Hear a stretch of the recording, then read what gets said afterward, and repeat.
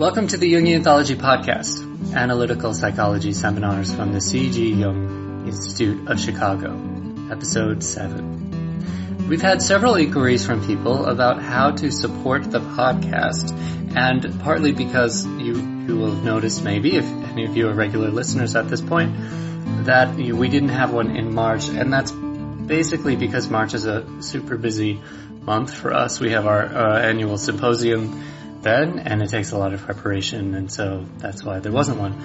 So what you can do to support the podcast is to go to our audio store, which now has 150, I think actually more than 150 lectures available for download. And some of those, when it's one lecture, it means a series of like 10 hours or something like that. So a huge amount is now up in the store, and we now have 2 videos are available, and with the videos you will also get a link if you have a Gmail account or a Google account, and you can just register for one for this benefit. When you purchase a video, we will invite you to a private YouTube video so that you can watch it from anywhere. You don't have to transfer the video to multiple devices. If you're on the road or something like that, you can just watch it on your iPad, computer, smartphone, whatever you happen to have. And also with the videos, we include a download of the MP3, so when it says video, it's really audio and video, because some people actually prefer to listen to listen to the audio only, and some people like to also watch the slides, or if you listen to the audio, you can also go check the video if you had a question about somebody showing a slide or something like that. And occasionally people show video clips. Today's lecture is Boundaries of the Soul with Jung, PhD. This is one of the earliest recordings of the Jung Institute, so the audio quality is not so great, but it's an important one, I think. In this talk, Jung gives an overview of Jungian psychology, describes how the Jungian relationship to the unconscious differs from other forms of depth psychology, and goes on to discuss archetypal theory, typology, and the ego-self axis. This talk also includes a lengthy, 30-minute question and answer session at the end. One thing is that during her response to one of the questions, about 43 minutes in, there's a 5-second gap in the audio, and that seems to be when whoever was recording it had to change cassettes, or actually whatever they were using to record it at the time. And I left the gap in because it sounds weird actually to just scrunch it. So if you find that gap, it's not anything wrong with your download. It's part of the audio recording.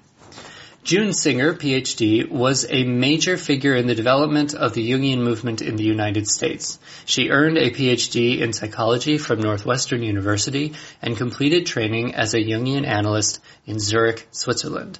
During the 1960s, Dr. Singer founded the Analytical Psychology Club of Chicago, which eventually became the C.G. Jung Institute of Chicago, in order to provide interested individuals an opportunity to study the works of Carl Jung.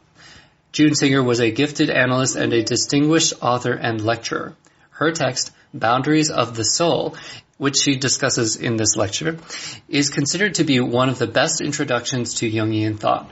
She also wrote 2 books about sexuality and a Jungian study of the poet William Blake. Now here's the lecture. All the self-help books that are written for masses of people don't always work. When they catch you and hit on your problem, you may recognize it and it may help you. But there is no one master plan that will make it with everybody. What's important is to find the specific issues with which you're involved. And very often, they're not in consciousness. They're unconscious to us. So Jung talked about consciousness as being the sphere of the ego, that is, the ego being the center of consciousness, or the organ of consciousness that kind of runs consciousness, and the unconscious, which consists of everything that we don't know about, that we're not conscious about, that we're not aware of. Now, these are not 2 different spaces cut off from one another. I'd rather like to think of consciousness and the unconscious as foreground and background. That is, what we're aware of, what we're conscious of at any given time is foreground, and the rest of it is in the background. And sometimes that searchlight of the ego shifts, and the consciousness focuses on one thing or on another, and all that it isn't focusing on is unconscious. But if we use the metaphor of a searchlight again, we might think of ourselves in a great forest, and we can illuminate this tree or that bush or this area, but there will always be the great proportion of the space dark. And so with the human awareness, we have a certain amount of it, but there is always and always will be much more than we can ever encompass. And this is where Jung parts company with the ego psychologists who believe that we can somehow make the unconscious conscious, and that when we've incorporated all of the unconscious into consciousness, that then we will relieve ourselves from our repressions, and we will really know what's going on inside of us. Jungians don't believe that. They believe that they're on the brink, on the edge of a great darkness, a great mystery, and that we can illuminate only up to a certain point, that we must respect it, and that we can utilize its power and its energy if we're in harmony with it, but we can't run it, we can't rule it. And so here again, the Jungian approach is different from many other psychological approaches. And I think that essentially, this is probably the reason why Jungian psychology appeals so much to people who are committed to a spiritual existence. Because those people know that we can only see so far into the divine mysteries of life, and that beyond that there is required faith and trust and receptivity. Will has an important place in helping to recognize unconscious material as it comes to us and put it into our lives. But again, will is not sufficient. We need willpower. Now, I'm not using this in the ordinary sense of determination, but I'm using it in the sense of that power that comes from being in touch with the forces that are operating, which motivate us, which give us guidance, which give us direction. To really be able to listen to that. There's an old Chinese proverb that says, the town may be changed, but the well cannot be changed.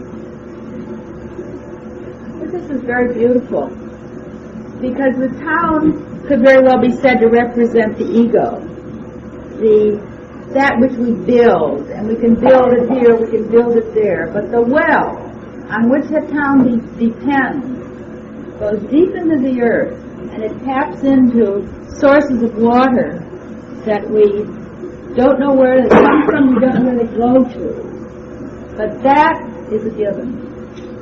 And that is what Jung meant by the unconscious.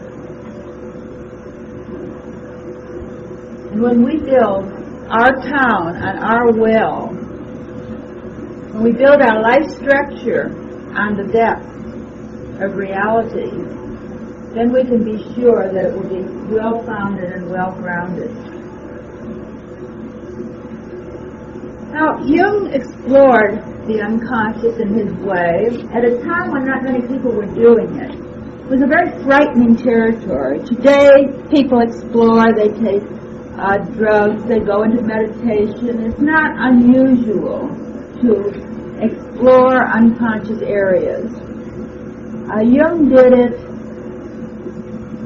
at a time when it was very frightening, when only a few people had even recognized that there was such an area. And he went deep into himself without any drugs, without any traditional kind of meditation. He did it mostly through his own dreams, through exploring his own dreams, through some visions of the imagination that came to him, through some inner dialogue. And he began to map this area. Now, when I say map it, I don't mean to say that he said this is here and this is there. But he tried to sense the kind of internal structure and talked about a great deal. The way he talked about it is the only way you can talk about the unconscious, because you don't really know it. And he talked about it metaphorically. So when I talk to you about the unconscious at night, I'm also talking metaphorically. Jung talked about archetypes. Archetypes is a word that's pretty familiar today, but in the Jungian sense, it's not so easy to explain. The archetypes were kind of structures in the unconscious psyche, ways in which people tended to see things. One quality of the archetype is that it's ubiquitous. It's all over the world. Everybody sees in these particular ways, particular forms. And it's also not bound, the archetype is also not bound by time. One experiences the same archetypes that our ancestors experienced. So, for example, the archetype of the evildoer, the shadow, the dark person, the antichrist, the devil. This dark, unknown, powerful element, in some form or shape, has always been with human beings. From the earliest primitives who perceived dark forces in the forest to today when we see another nation, for example, that's not doing things the way we approve of as being the embodiment of evil. So the shadow was what Jung called this particular archetype. Another archetype is the archetype of the contrasexual. That is to say, the awareness within us of the opposite sex and the image within us that we carry of the opposite sex. So I, as a woman, would have within me a masculine image or a masculine potential, a repressed, possibly masculine element. That would be called the archetype of the animus, coming from the Latin word for soul, which of course is in the feminine gender, anima, because it began to be used for men talking about their feminine counterpart. So the anima and the animus represent another archetype. The idea of the mother, the great mother, the eternal mother, is another archetype that people experience within themselves as they view the world, and their mother figures, whether they're institutions like the church, or whether they might be a teacher or a friend, an older friend. The great mother archetype comes up very often. So these archetypes are very generalized forms, and each culture puts its own content into the archetype, so that the mother image in one culture might be very different from the mother image in another culture. And bringing it down even more to the personal, we all have personal experiences of these archetypes. I've only given you a very few. There are many of them. In fact, the pagan gods, the Greek gods, for example, have been cited as images of archetypes. Hera, for example, the wife of Zeus, is thought of as related to the archetype of marriage, and Athena related to the archetype of wisdom, and so on. So that you can imagine that psychologically people could identify with one or another archetype. They could be living that out in their lives, or they could have several of them that function within them as sub-personalities, as aspects of themselves. So we experience the archetype then as an image to which we're related, and one that sometimes controls our functioning. Well, if you have all of these archetypes in you, you're almost living a kind of polytheism. It's an interesting idea. Sometimes comes up in Jungian psychology, the idea that we have all these gods and goddesses at war within ourselves. And of course, again, I'm talking very metaphorically. These are images of characteristics, qualities, ways of being, which often in the unconscious are struggling for domination of our psyche.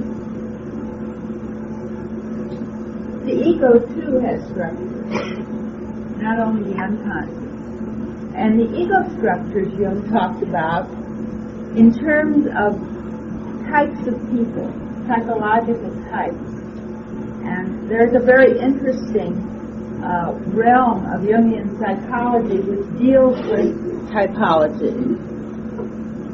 There are, according to Jung, two basic attitudes, introversion or extroversion. Terms which I'm sure are familiar to all of you, though not everyone may know that Jung originated them. But he claimed that people tended to be either more introverted or more extroverted. And so his way of understanding people in terms of their types, and there are other types too which I won't go into now, helped him to understand why they looked at the world differently from the way other people looked.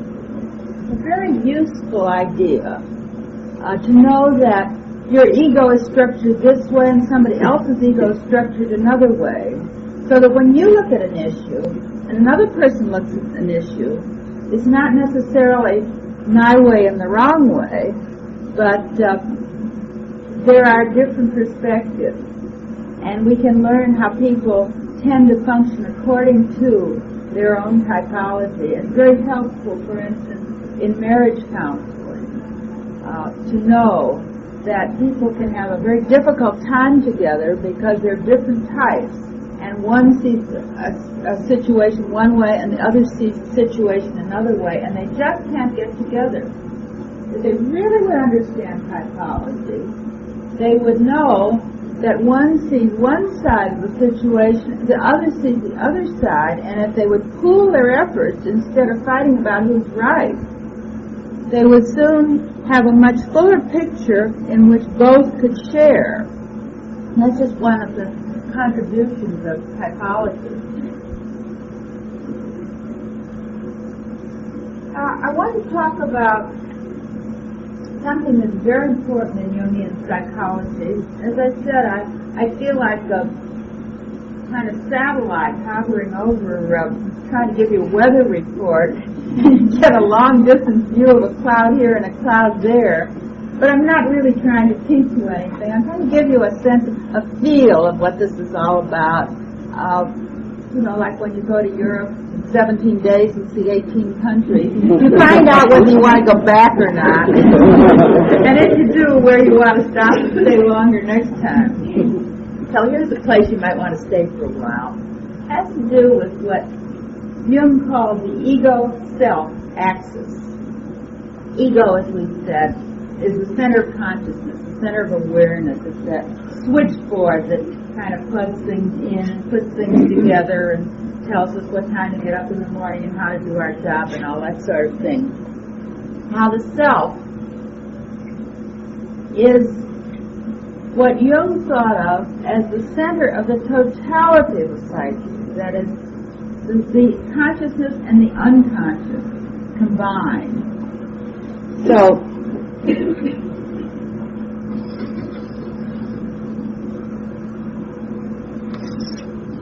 if this is the conscious part of the psyche, And this is the unconscious, which really stretches out into infinity. The ego is in consciousness, and it really operates here, and it mediates between consciousness and the world. But the self is the center of the whole psyche, and it both mediates between the unconscious and consciousness through the ego. So the self then is the real center of our being. It's where the ego gets its direction when it listens. And when it doesn't listen, it often gets very much disturbed because we're not working with our deepest selves. The self can be thought of in two ways. As the center, I think of the self as the center of my psyche, my unconscious, my consciousness. And I can also think of it as being connected with the universe.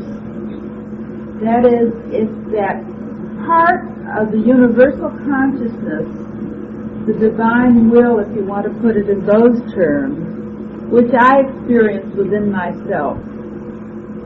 So we have self, I like to differentiate it, self with a small s, meaning myself, my center, and self with a large S, that human being, and begin to find our way in the world, first in the family, and then in the school, and then out in the world, and establish ourselves as human beings, and a person with an identity, a place in the sun, all that. Those are ego tasks, and they're usually the main tasks of the first half of life. It's almost necessary for us to know who we are from the ego standpoint, to have a sense of identity, a self-image, a sense of competence. Before we begin asking the question, is this all there is? I've made it all right. I've gotten myself established in school or in work or in my family. But isn't there more? How am I connected with that great universe outside of myself? And what can I do in connection with it to make that connectedness and that reality more personal? And so with Jung, we go beyond the personal crises and personal problems to issues of ultimate reality, that we face them insofar as we're capable and try to find a relationship between ourselves and those kinds of realities. In that sense, Jung is probably the father of what's today been called transpersonal psychology, because we do get beyond individual issues and we do get beyond the personal.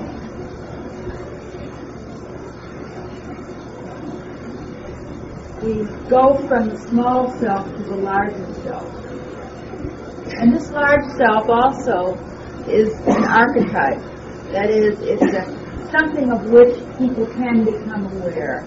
And it's present, at least in potential, in everybody. So what are some of the images of the self? How does it show itself?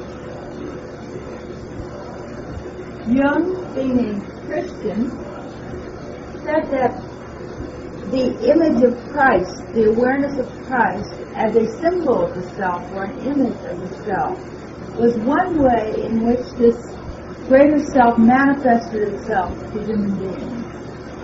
That here was the image par excellence of that God beyond, or that self beyond, that one cannot really see, or one that doesn't have human form, that can't be contacted as directly. Other images of the self, perhaps a figure such as Buddha, could be seen in that light. Or the Kabbalistic image, the Ein Sof in Hebrew, which was what was called the divine presence, which really had no name, the ineffable presence. The mandala, the circle design, which symbolizes centrality and yet radiates out in all directions. This is another image of the self. The rose window in a cathedral would be a still more specific image of that. There is a saying that illustrates the transpersonal nature of Jungian psychology.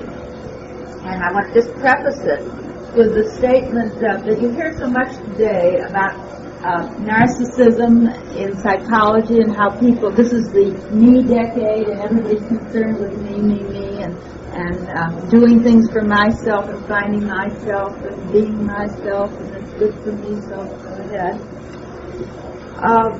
And maybe that's necessary that we become self-aware. But Jungian psychology accepts that and goes beyond it at the same time. The statement, again a rabbinical statement, goes like this: if I am not for myself, who shall be for me? But if I am only for myself, what am I? And if not now, when? This last, if not now, when, is really the clincher, because it suggests that it isn't enough to have this consciousness, but now that you know it, what are you going to do about it? What you're going to do about it, and which Jung urged everyone to do about it, is to act on it in the world. I know I don't even have to say that to you people here, because this beautiful center is such an example of acting on beliefs and making a place where people can come and share their ideas and serve one another. And I must say again that I'm just very, very happy to be here.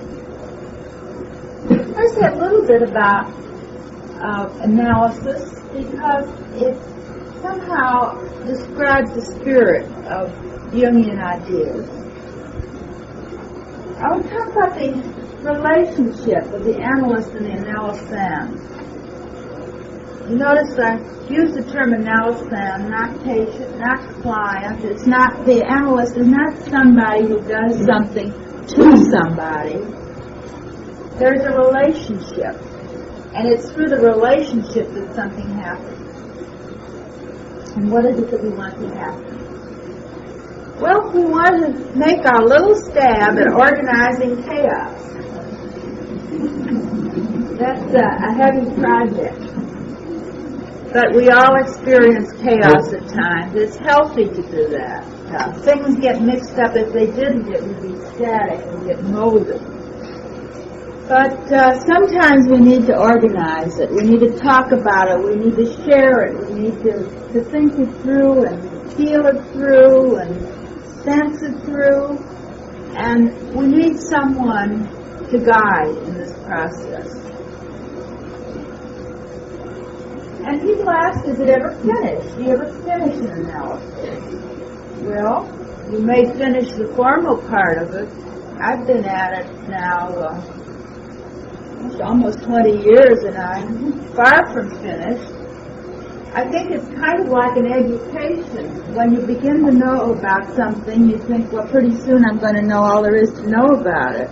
But when you study more about it, you find, well, I'm not so sure I'm ever going to know all about it. And when you become a real expert, you know how little you really know. Well, this process of relating to your inner self, to your own will, and also to the world outside, is one that you never really complete. But it's a quest, and your ability to do it, and the richness that you can draw from it, increases through the ages. And so as you get older, you begin to get a greater sense of that relationship. You begin to integrate all the bits and pieces of your being. You don't feel so fragmented. You don't feel so fractured. you begin to have a sense of how all the things that you do are really related, that everything that you do and everything that you think has a significance. The relationship between the analyst and the analysand could be a paradigm for other kinds of relationships too. First of all, Jungian analysis is a face-to-face relationship. There's no couch. There is no sense of one being superior and the other being inferior. There are two people facing each other and sharing. The analyst shares also, not just the analysand. Both learn in the process, and both are changed by the process. Otherwise, it isn't worth very much.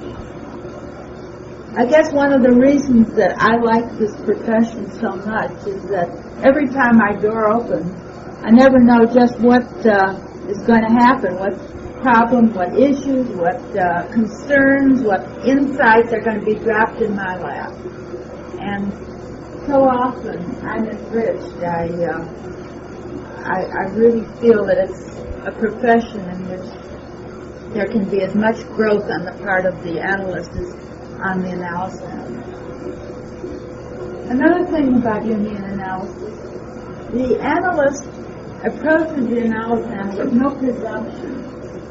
If I saw somebody last week and had a view when that person left, I don't necessarily feel that that same person is going to come back the next week with the same kind of material, the same kind of approach. That this is really, each time that person comes, there's something new, there's somebody new, that person has been changed, and I'm open to that change and don't carry with me the relics of the past relationship.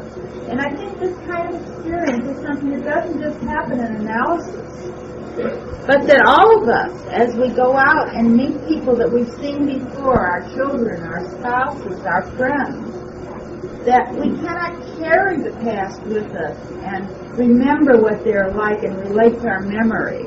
But we must have that openness that we learn when we view each person as though we're seeing him or her for the first time. Unless you become as a little child. The analyst tries to follow the energy of the unconscious. When I'm working with someone, we may be talking about something, and I see the conversation will drift a little bit, and things get a little dull, and then I might mention something, and all of a sudden the person will perk up and show an interest and sit forward, and then I know I've hit something. And I don't care what I had on my agenda. Let's go with that, where the energy is. See what's feeding that, and maybe I'll tap into the well. I think that can happen in all relationships. If you perceive where people are hooked, where they're moving, where there's involvement, and go with it. Well, if it's such a mutual process, you might ask then, what is the difference between the analyst and the analysand? Well, in a way, all analysts were analysands. So the difference is not as great as you might think. The analyst has to go through a long period of training, which began with a personal analysis, which is just like anybody else's personal analysis. You don't begin with a training analysis in Jungian psychology. You go in because you want to understand yourself, what makes you go, where your well is, and only after you've done that, and if out of that it develops that your way of being in the world is to be a Jungian analyst, then you might have the opportunity to train. But if it doesn't work out that way, well, I can do something else, and it's equally honorable, maybe more so, than being a Jungian analyst. So, what is the difference between the analyst and the analyst? Well, the analyst has been over the road, has traveled the path for a while, and maybe knows the territory a little bit. has gone a little further along. It's a saying among analysts that you can't take anybody any further than you've gone yourself. So the analyst, too, has to be constantly working on herself or himself, seeing what's going on, enlarging the capacity of dealing with unconscious material. The analyst, like the analysand, has experienced the pain of the process of dredging up and clarifying the difficulties, the problems, the embarrassments, the shame, the guilt, facing his or her own darkness quietly and alone, and also in confrontation with another human being, as you all know, is very different from doing it alone. The analyst doesn't expect anybody to do what he or she hasn't done himself. And I think that that's true, that should be true for anyone who works with people, that you don't give out advice to do this or do that if it's not something that you yourself have been able to master or to deal with. I think that what's specific about Jungian analysis, what's perhaps different from any other kind that I know of, is the way in which it gives an equal place to the unconscious as to consciousness. That is to say that the unconscious can be seen as either the pit of hell, the deepest darkness that anybody could possibly experience, or else it can also be seen as the wellsprings of creation.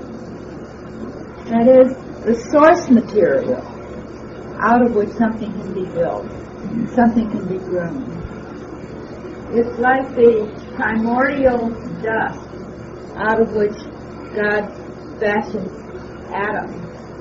It was nothing but earth, and yet it was the source material with the divine inspiration that made it possible in our tradition for human beings to be created.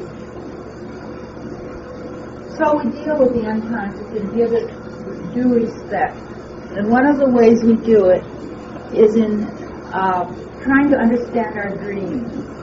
That's an essential part of Jungian work. Another way we do it is through a process called active imagination, in which the unconscious is engaged in a dialogue of some kind. It might be a verbal dialogue, it might be through the medium of an art form, drawing or music or dance, but some way of opening oneself up for unconscious process to take place and for the insights of the unconscious to get through the barriers that we usually erect to keep ourselves functioning in the everyday world. So that's a whole other process, which is important if we're to get into a relationship with the unconscious. And the third way, which I think is very valuable, is through our own creative production, through what we give from ourselves out to the world in our tasks.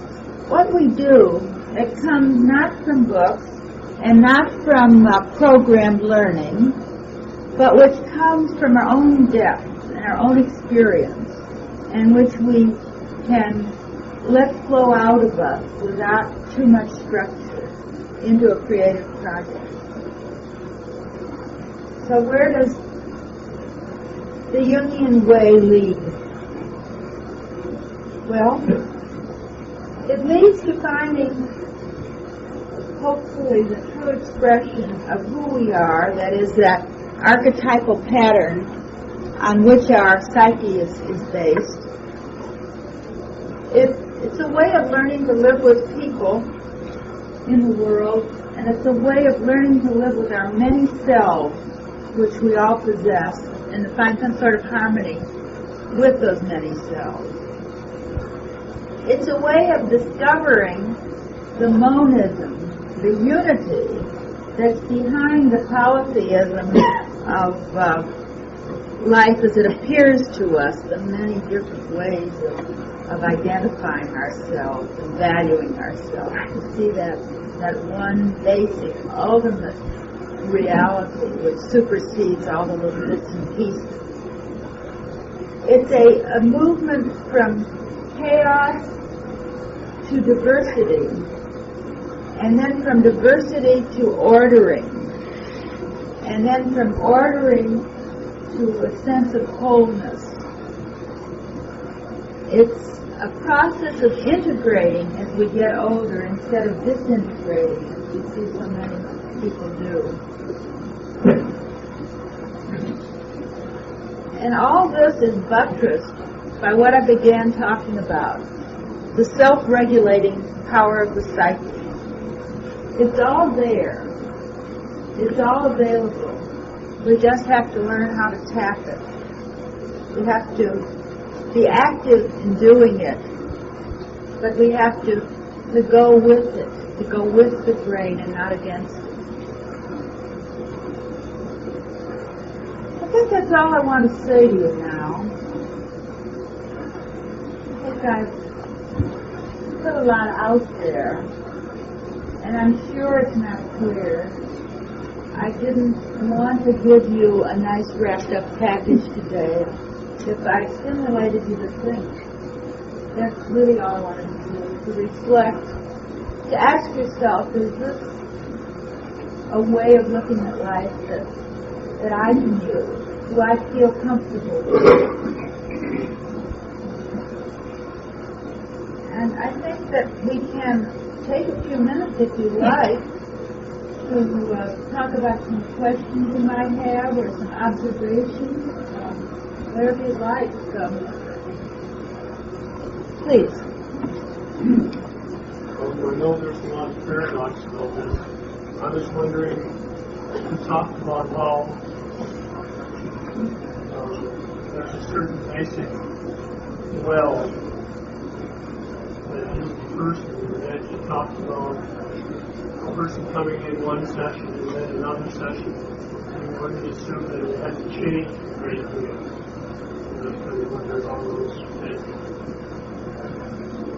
Yes. The basic structures are there, but how we live in the world is constantly changing. We have just many potentialities, and so we're always functioning one way, functioning another way, influenced by different things. We don't really always relate to that basic stuff.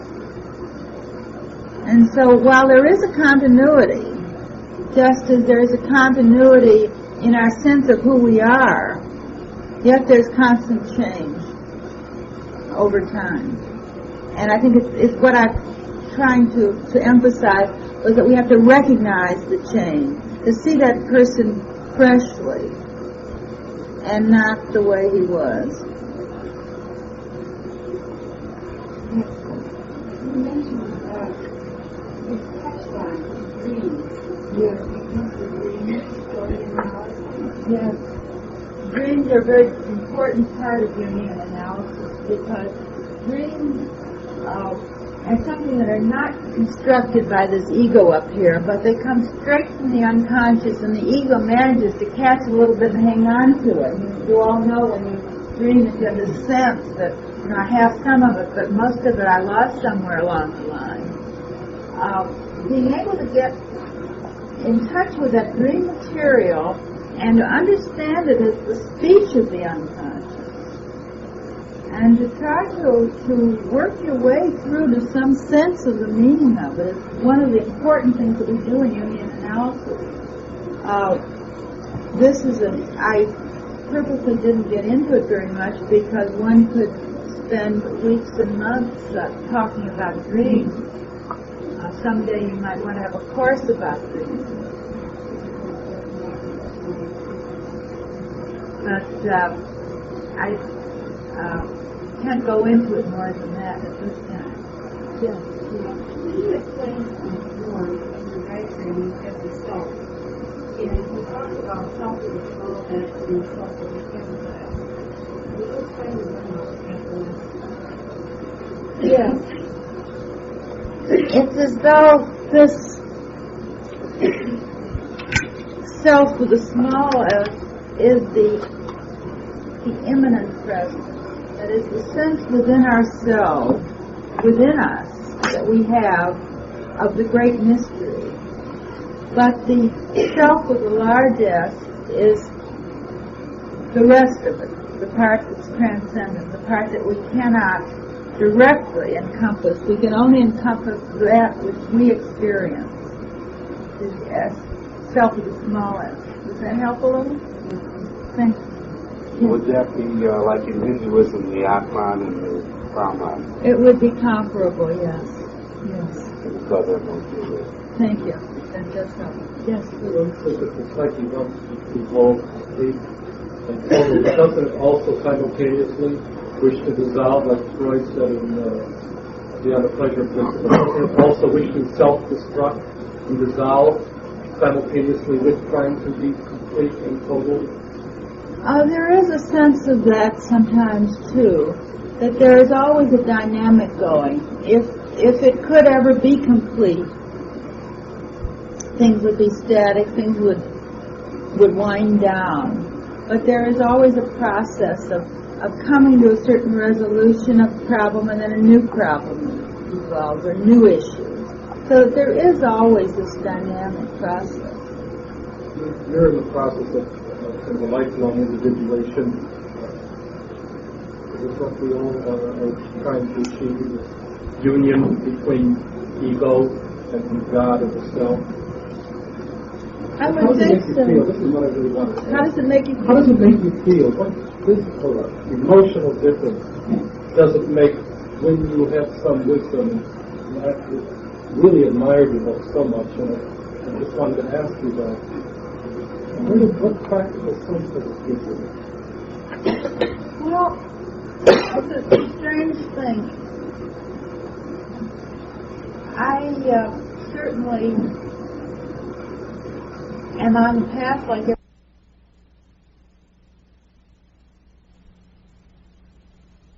everyone, and really turn yourself inside out and suffer a great, great deal. And then maybe you would, in time, have an inkling of what it was all about. I thought at the time that might be true, but it also might be a slight exaggeration. And it was at that time that I, in my innocence as a student, asked the question, why doesn't somebody write a kind of simple book explaining what a Jungian analysis is like, what it's like to get into the feeling of the Jungian way of doing things, the Jungian way of approaching life, what that's like. And people said to me, no, you can't do that. It's much too complicated, and you really have to go through it like going into a mine and digging it out from the very depths of the earth. I wasn't altogether convinced, but there wasn't too much I could do about it at the time. And after I had come back to Chicago and been in analytic practice for around 10 years, I decided to do the thing that they said couldn't be done. And so I wrote a simple book, relatively simple, called Boundaries of the Soul, in which I try to explain the essence of what happens in Jungian therapy or Jungian analysis from the point of view of the therapist, how I saw it, what I saw happening to people, how they changed, how I changed, because I think I changed as much as anybody in the process. That took a couple of years to do, and so here I am now, a few years later, with about an hour to talk with you, and try somehow to capsulize some important experiences in connection with Jung's thought as it affects the person who studies it, who reads it, who tries to live it. I'm reminded of the story that's told of the Rabbi Hillel, who lived about the time of Jesus and was asked if he could explain, asked by a heathen if he could explain the essence of Judaism while this person could stand on one foot. People weren't very patient with philosophy in those days. And so he thought a while, and then he said, well, I'll give it a try. He said, do not do unto anyone what you would not have them do unto you. That is the essence of the whole thing. All the rest is commentary. Well, I guess what I'm going to do is try to deal with essence. If you want to explain more, if you want to understand more, if you want to get into it more, if you want to get a sense of it, I know that Tollentine Center has provided some opportunities. We in Chicago and Evanston have established a Jung Center up there, which provides lectures, workshops, seminars. A couple of weeks ago, we had an outreach program where we tried to reach the psychiatrists of the Chicago area, and a good many of them did come. And some of our Jungian psychiatrists talked with them about psychiatric implications of Jungian analysis. So we've had that. We've had outreach to clergy and to educators and social workers. We have there also a library. We grant films having to do with Jung and his life and his work. And we have a training center for Jungian analysts and also a therapy center. Of course, it's a long way to Evanston from here, although some of the people from this community have managed to find their way there. But that center has something that you may wish to participate in. That's one of the purposes of this meeting tonight. And Mr. Vanderbeek is going to talk with you about the possibilities when I finish talking. So I want to begin by telling you a little bit about Jungian therapy. You all might have seen the ad for Rosen's rye bread. There's a picture of an Indian with long braids and a feather in his hat, and the caption is, "You don't have to be Jewish to enjoy Rosen's rye bread." Well, if I can edit that, but you don't have to be sick to undergo Jungian treatment or Jungian therapy. And I think that's one of the most interesting and outstanding things about the Jungian approach to analysis, to life. You don't have to be sick. You don't have to be specifically troubled with a, quote, problem or a crisis. Jungian ideas are based not on sickness but on wellness. We understand that being well, being whole, being healthy is the natural state of people. And what we're trying to do in Jungian work is to maintain that state, or if somehow it's slipped away from us, to regain it, to be back where we belong. A lot of it is having to do with prevention of psychological problems, preventing getting into a kind of bind where you can't get out of it. And that has often to do with one's lifestyle, how one goes through the day, how one sees oneself vis-a-vis the world. So the approach that I want to talk about is a very old one. It goes all the way back to yogic philosophy, perhaps. and yet it's very contemporary. It has to do with holistic health, with getting the spiritual and the emotional and the physical and the intellectual aspects of life working together in a harmonious, complete way. Now, at the base of all this is what we call the psyche. Psychology comes from the word psyche, so does psychiatry, but most psychologists and most psychiatrists don't talk much about psyche. Psyche is not mind, although it's related to mind. It's not exactly spirit either. But it's,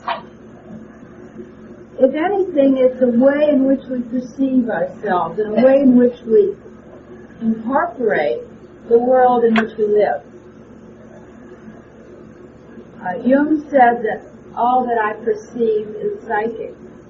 That is to say, we perceive it through our own eyes, through our own personal subjective experience, through the psyche, that indefinable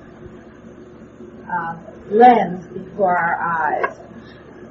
Now, according to Jung, the great power of the psyche is that it's self-regulating, that it has the ability to perceive what's out of sync and to compensate for it, to present to the individual all that that individual needs in order to be healthy and to have a sense of functioning well and being in tune with his or her environment.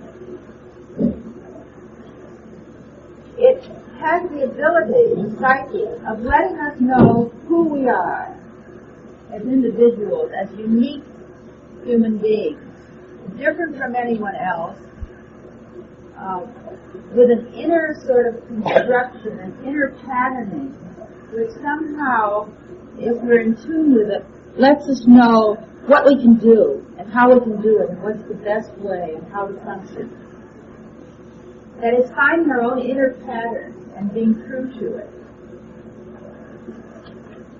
Now, one asks, do we really have a pattern? Do we really come into the world with something? Or are we tabula rasa to be written upon, a blank page on which our experiences write scattered? Jung felt that there was something at the beginning. Now, the Unholy Bible, which Vanderbeek mentioned, is not a book about the Bible. I will reassure you, I don't think the Bible is unholy, although it might have a few sections. But one of my favorite writers, William Blake, wrote a lot about the Bible, and he looked at it from the underside, that is, from as though someone were coming from hell and looking at the world from below, and he wrote a kind of infernal interpretation of the Bible. And I was writing that book about William Blake and his ideas, and so I called it The Unholy Bible. I want to quote something from Blake now about inner patterning. It's a particularly favorite poem of mine. I want to share it with you. In what sense is it that the chicken shuns the ravenous hawk? With what sense does the tame pigeon measure out the expanse? With what sense does the bee form cells? Have not the mouse and frog eyes and ears and sense of touch? Yet are their habitations and their pursuits as different as their forms and as their joys. Ask the wild ass why he refuses burden, and the meek camel why he loves man. Is it because of eye, ear, mouth, or skin, or breathing nostrils? For these the wolf and tiger have. Ask the blind worm the secrets of the grave, and why her spires love to curl round and round the bones of death. And ask the ravenous snake where she gets poison, and the winged eagle why he loves the sun. And then tell me the thoughts of man that have been hid of old.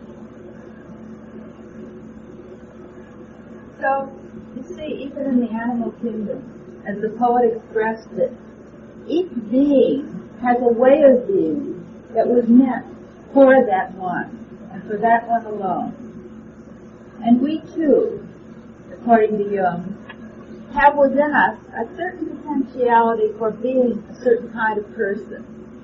And if we find it, if we discover it, and we live, not only discover it and know what it is, but live in harmony with it, then we begin to get this sense of wholeness, this sense of being all together that Jung talks so much about.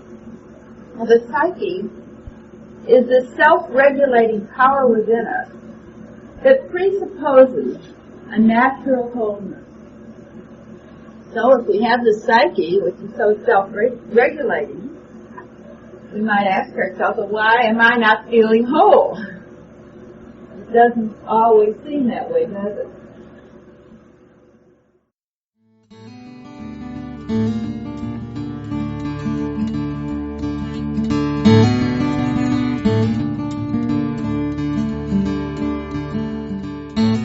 Thanks for listening. The content of today's lecture is copyright June Singer. For more lectures by June Singer and other Jungian analysts, visit our website www.jungchicago.org.